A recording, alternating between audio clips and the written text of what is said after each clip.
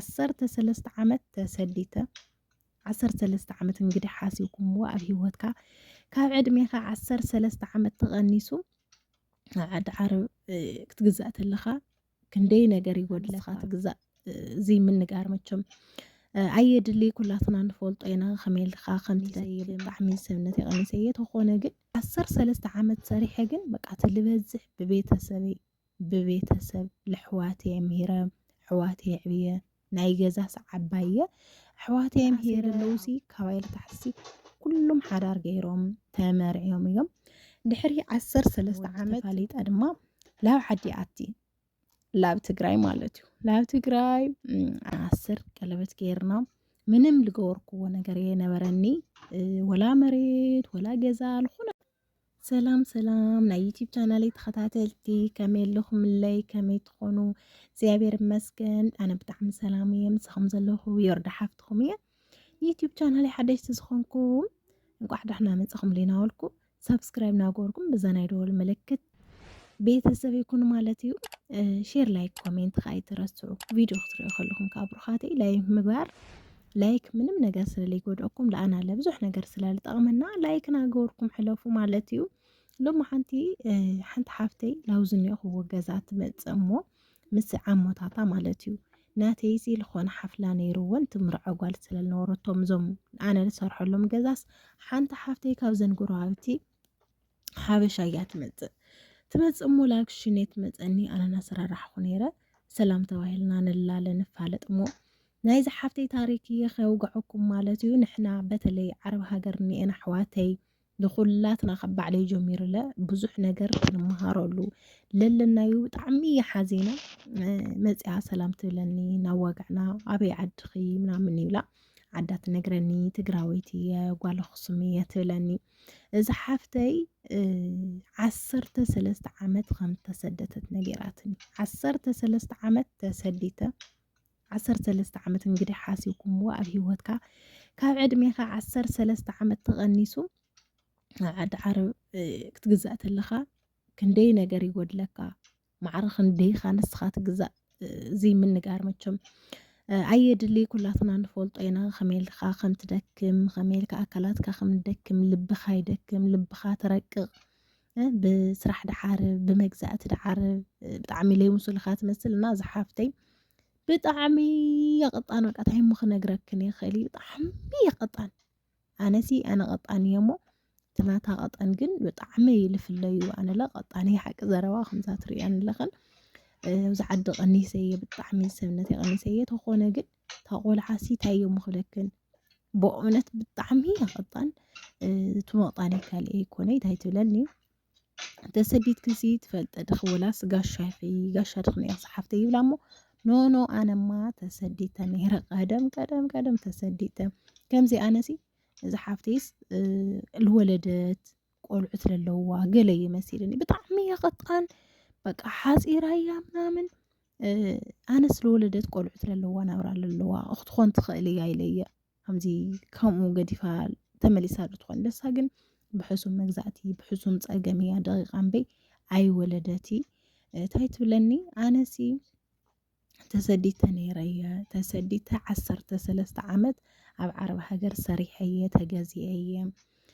ድሕሪኡ 13 ዓመት ሰሪሐ ግን በቃ ትልበዝሕ ብቤተሰብ ለሕዋትየ ምሂረ ኣሕዋትየ ዕብየ ናይ ገዛስ ዓባየ ኣሕዋትየ ምሂረ ኣጎቢዘ ኣሕዋተይ ላብ ስደት ለምፅአ 2-3 ግዜ ላብ ስደት ይመፁ ምሽዋር ይውልኒ ምሽዋር ይኸፍለሎም ሓንቲ ትምርዖላ ይበሃል ሓንቲ የመርዑ በቃ ብንመንኣሰይ ዘለውሲ ካባይለ ታሕሲ ኩሎም ሓዳር ገይሮም ተመርዕዮም እዮም ድሕሪ 13 ዓመት ዝኾነ ወዲ ተፋሊጣ ድማ ላብ ዓዲ ኣቲ ላብ ትግራይ ማለት እዩ ላብ ትግራይ ኣቴ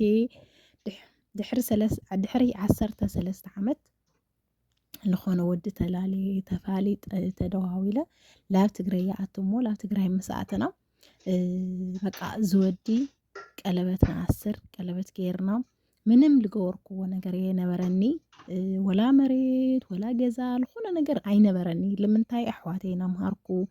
ኣሕዋተይ ምሽዋርና ዝሓውኩ በቃ ኣነሲ ብስድራ ገንዘበይ ምንም ነገር ኣይነበረኒ ነበርኩ 13 ዓመት ካብ ዕድመይሲ በቃ ለቤተሰብ እዩ ነይሩ ድሕሪ 13 ዓመት ከዓ በቃ ብጣዕሚ ኣነ ምስ ከፍአኒ ምምላእ ምስ ኣበየኒ ዓዲ ኸይደ ለኣይ ልመስል ሰብ ሒዘ ቀለበት ኣሲርና ሓዳር ንገብር ሞ ኣብዚ ሓዳር ከዓ እዚ ወዲ በቃ ናተቐየረኒ ምንም ነገር ለይብሉ ክድና ዳ ሓዳር ክንገብር እዚ ኩሉ ዓመት ፀኒሐ ክዳኣሲ ማለት እንታይ ሒዝና ዳሞ ሓዳር ክንገብር ኢና 13 ዓመት ፀኒሐ ክሳብ ምንታይ ጌርክዮ ስለዝስራሕክዮ ኸ 13 ዓመት ሓደ ሰብ ተሰዲቱስ ኩሉ ግዜ በቃ 13 ዓመት ተሰዲቱስ ሓደ ሰብስ ዝኾነ ነገር ክገብር የብሉና ብለ ኣብ 4 ወርሒ ኣብ 5 ወርሕና ሓዳርና ለክቕፅል ይኸኣለይ ሓዳርና ተፈላለዩና ለምንታይ ኩሉ ግዜ ይልጨቕጭቐኒ መስተ ሰትዩ ይመፅእ ኣብ ገዛ ኸራይና ተቐሚጥና ብጣዕሚ ፀጊምኒ ላብ ፀገም ኣትየ ድሕሪኡ 6 ወርሒ 7 ወርሒ ኣብ ሓዳር ምስ ፀናሕኩ ካብ ሓዳረይ ይፈላለ እዚ ወድለ በቃ ካሊእ ጓል ድዩ ሒዙ ኣይፈልጢ ብጣዕሚ እዩ ተቐይርኒ እስኺ ተሰዲድክ እኳ ቁም ነገር ዘይኮንክስ ከምዚ እግዚኣብሔር እውን ውልደይ ሃበኒ ይፋታሕ እሞ ላብ ወለደይ ይኸድ ኣብ ገዛ ኸራይ ኮፍ ኢለ ምንም ነገር ነበረኒ መሻርፍለ ኣነ ንሱ በሊዕና ወዲእናዮ ድሕሪኡ ላብ ወለደይ ይኸድ ላብ ገጠር እሞ ምስ ወለደይ ለ ስኒት ልበሃል ጠቕላላ ኣብኒ ለምንታይ ለተገዛእኽዎ ለሰራሕኽዎ ለለፋዕኽዎ በቃ ደመይ ዳርጋሲ ብስድራይ ዝተመጠጥኹ ኮይነ እየ ዝስምዐኒ ለምንታይ በቃ ተመርዐ ላብ ገዛ ላብ ስድራይ ምስ ተመለስኩለ በቃ ምንም ነገር ኣይጣዕመኒ ምስ ወለደይ ኣይሳነ ምስ ኣሕዋተይ ኣይሳነ ጠቕላላ ስኒት ልበሃል ኣብና እዚ እንታይ ለምፅኦ እዩ ኣነ ኣብ ገዛና ምንም ኣሕዋተይ ፈታዊት ወለደይ ፈታዊት እየ ተኾነ ግን እንታይ ለምፅኦ ፀገም ለምፅኦ ላብ ፀገም ኣትየኒ ኹዚ ሓንቲ ትምርዓላ ሓንቲ ትወልድላ ሓደ ምሽዋር መፀና ወልኩም መጥፊእኹም ይብሎም እሞ ኣሕዋተይ እውን ኩላተን ገፅ ካሊአን ኣነ ኩለን ሓዳር ገይረን እየን ኩለን ወሊደን እየን እቶም ምሽዋር 10 ግዜ ዝነበሩ ኣሕዋተይ እኳ ተመርዕዮም እዮም በመናእሰይ ለለውሲ 4-5 ኣሕዋተይ ኩሎም ሓዳር ገይሮም እዮም ተኾነ ኣነ ግን ከምዚ ኣይለ ከምዛ ትርእንለኺ መኺኸ ለይምስል መሲለ በቃ ገፃሲ ማድያት ጥራሕ እዩ በእውነት በቃ ብጣዕሚ እየ ሓዚነ ምስ ኣውግዐትኒ በቃ ብኽያትና መፃ እያ በቃ ኣውግዐትኒ ገፃ ማድያት እዩ ከምዚ ለለውዋ ቆልዑት ዕያል እያ ትመስል እንግዲህ ሓሲብኩም ወድኹም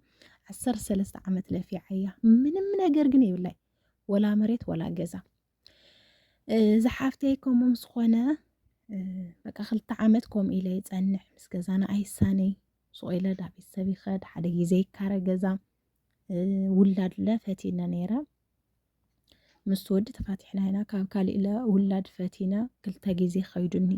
2 ግዜ ልኸደኒ ከዓ ላብ ሕክምና ምስ ኸድኩ በቃ እስኺ ከምዚ ሕቆኺ ብስራሕ በዝሒ ኣዝዚ ክትደኽምኪ ክኒኺ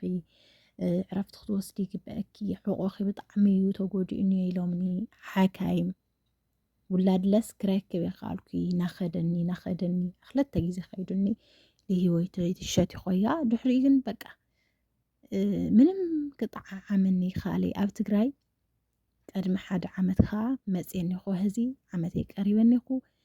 ያው ላብ ስዑዲ ተመሊሰ ከዓ መፅየላ ኣዋጊዓትኒ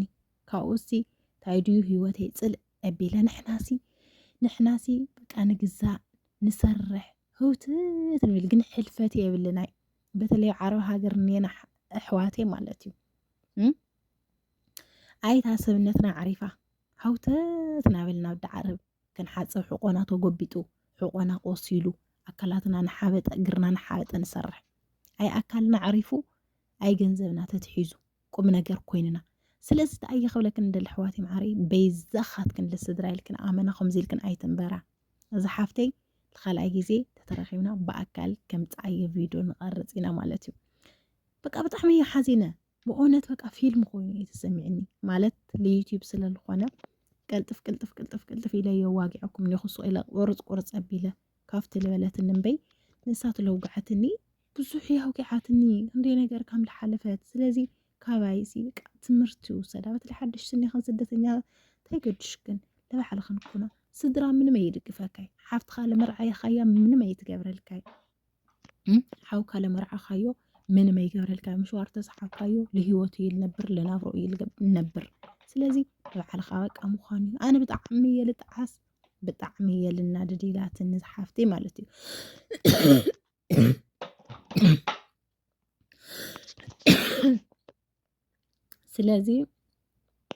ስለዚ ንስድራኻ ለወለድኻ ምዃን ንስድራኻ ምዃን የጣዕስ እኳ ዋላ ተለይኮነ ግን